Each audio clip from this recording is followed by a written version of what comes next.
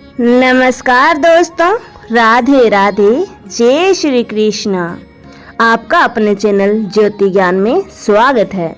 आज हम सुनने जा रहे हैं श्रावण मास महात्म्य अध्याय 2। ईश्वर बोले, हे महाभाग, आपने उचित बात कही है। हे ब्रह्मपुत्र, आप विनम्र, गुणी, श्रद्धालु तथा भक्ति संपन्न श्रोता हैं। हे अनघ्य, आपने श्रावण मास के विषय में विनम्रता पूर्वक जो पूछा है उसे तथा जो नहीं भी पूछा है वह सब अत्यंत हर्ष तथा प्रेम के साथ मैं आपको बताऊंगा। द्वेष ना करने वाला सबका प्रिय होता है और आप उसी प्रकार के विनम्र हैं, क्योंकि मैंने आपके अभिमानी पिता ब्रह्मा का 5वां मस्तक काट दिया था, तो भी आप उस द्वेष भाव का त्याग कर मेरी शरण को प्राप्त हुए हैं। अतः हे तात, मैं आपको सब कुछ बताऊंगा, आप एकाग्रचित होकर सुनिए। हे योगिनी, मनुष्य को चाहिए कि श्रावण मास में नियम पूर्वक नक्त व्रत करें और पूरे महीने भर प्रतिदिन रुद्राभिषेक करें। अपनी प्रत्येक प्रिय वस्तु का इस मास में त्याग कर देना चाहिए। पुष्पों, फलों, दांतों, तुलसी की मंजरी तथा तुलसी दलों और बिलपत्रों से शिव जी की लक्ष्य पूजा करनी चाहिए। 1 करोड़ शिवलिंग बनाना चाहिए और ब्राह्मणों को भोजन कराना चाहिए। महीने भर धारण पारण व्रत अथवा उपवास करना चाहिए। इस मास में मेरे लिए अत्यंत प्रीतिकर पंचामृताभिषेक करना चाहिए। इस मास में जो जो शुभ कर्म किया जाता है वह अनंत फल देने वाला होता है। हे मुने, इस माह में भूमि पर सोएं, ब्रह्मचारी रहें और सत्य वचन बोलें। इस मास को बिना व्रत के कभी व्यतीत नहीं करना चाहिए। फलाहार अथवा हविष्यान्न ग्रहण करना चाहिए। पत्ते पर भोजन करना चाहिए। व्रत करने वाले को चाहिए कि इस मास में शाक का पूर्ण रूप से परित्याग कर दें। हे मुनिश्रेष्ठ, इस मास में भक्ति युक्त होकर मनुष्य को किसी न किसी व्रत को अवश्य करना चाहिए।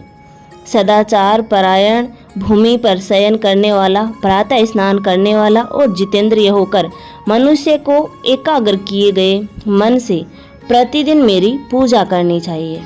इस मास में किया गया पुरुषरण निश्चित रूप से मंत्रों की सिद्धि करने वाला होता है। इस मास में शिव के षडाक्षर मंत्र का जप अथवा गायत्री मंत्र का जप करना चाहिए और शिव जी की प्रदक्षिणा नमस्कार तथा वेद पारायण करना चाहिए। पुरुष सूक्त पाठ का अधिक फल देने वाला होता है। इस मास में किया गया ग्रह यज्ञ, कोटि होम, लक्ष्य होम तथा अयुत होम शीघ्र ही फलीभूत होता है और अभिष्ट फल प्रदान करता है। जो मनुष्य इस मास में एक भी दिन व्रतहीन व्यतीत करता है वह महाप्रलय पर्यंत घोर नरक में वास करता है। यह मास मुझे जितना प्रिय है उतना कोई अन्य मास प्रिय नहीं है। यह मास सकाम व्यक्ति को अभिष्ट फल देने वाला तथा निष्काम व्यक्ति को मोक्ष प्रदान करने वाला है। हे सतम, इस मास के जो व्रत तथा धर्म हैं उन्हें मुझसे सुनिए। रविवार को सूर्य व्रत तथा सोमवार को मेरी पूजा व नक्त भोजन करना चाहिए। श्रावण मास के पहले सोमवार से आरंभ करके 3.5 महीने का रोटक नामक व्रत किया जाता है। यह व्रत सभी वांछित फल प्रदान करने वाला है। मंगलवार को मंगलगौरी का व्रत, बुधवार व बृहस्पतिवार के दिन इन दोनों वारों का व्रत, शुक्रवार को जीवंती का व्रत और शनिवार को हनुमान तथा नरसिंह का व्रत करना बताया गया है। हे मुने, अब तिथियों में किए जाने वाले व्रतों का श्रवण करें। श्रावण के शुक्ल पक्ष की द्वितीया तिथि को औदुंबर नामक व्रत होता है। श्रावण के शुक्ल पक्ष की तृतीया तिथि को गौरी व्रत होता है।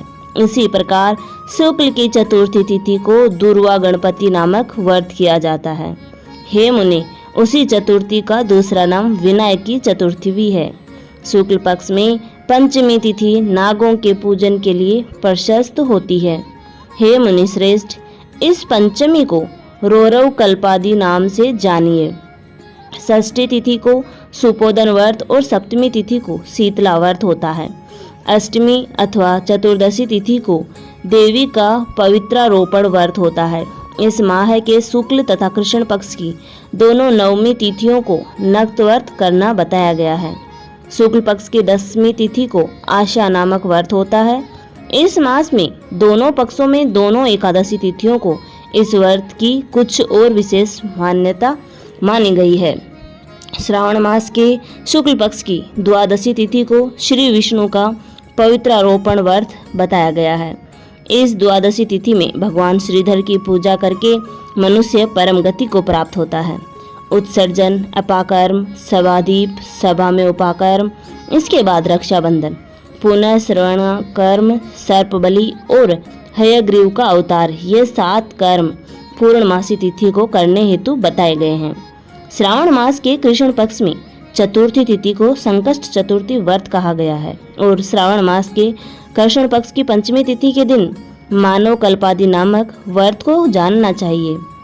हे द्विजोतम, कृष्ण पक्ष की 8वीं तिथि को श्री कृष्ण का पूर्व अवतार हुआ हरा दिन, इस दिन इनका अवतार हुआ है, अतः महान उत्सव के साथ इस दिन व्रत करना चाहिए। हे मुनिश्रेष्ठ, इस अष्टमी को मनवादी तिथि जानना चाहिए। श्रावण मास की अमावस्या तिथि को पिठोरा व्रत कहा जाता है। इस तिथि में कुशों का ग्रहण और वृषभों का पूजन किया जाता है। इस मास में शुक्ल पक्ष की प्रतिपदा तिथि से लेकर सब तिथियों के पृथक पृथक देवता हैं। प्रतिपदा तिथि के देवता अग्नि, द्वितीय तिथि के देवता ब्रह्मा, तृतीय तिथि की गौरी और चतुर्थी के देवता गणपति हैं। पंचमी के देवता नाग और षष्ठी तिथि के देवता कार्तिकेय हैं। सप्तमी के देवता सूर्य और अष्टमी के देवता शिव हैं।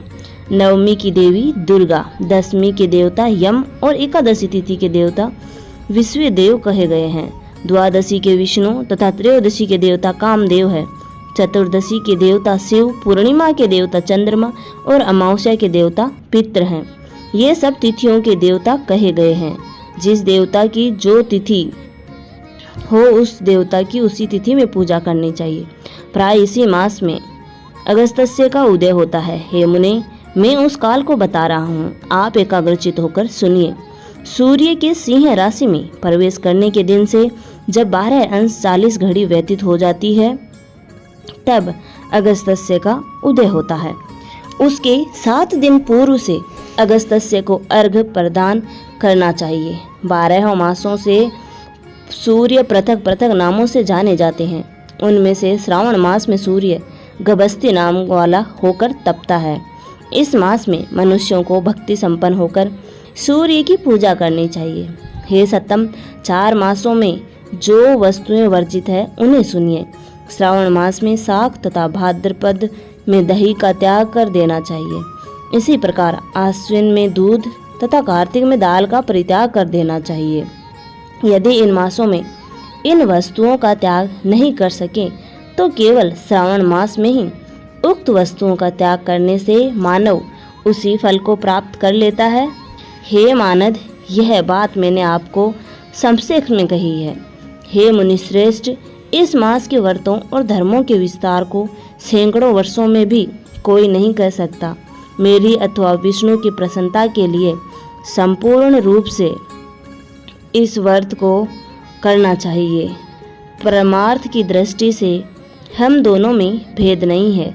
जो लोग भेद करते हैं वे नरकगामी होते हैं। अतः हे सनत कुमार, आप श्रावण मास में धर्म का आचरण कीजिए। श्रावण मास में द्वितीय अध्याय नामक दूसरा अध्याय पूर्ण हुआ। धन्यवाद दोस्तों, यहाँ तक बने रहने के लिए। आशा करती हूँ आपको मेरी दी हुई जानकारी पसंद आती होगी। ऐसी ही जानकारी के लिए आप हमारे लाइक, शेयर एंड सब्सक्राइब करना ना भूलें। धन्यवाद।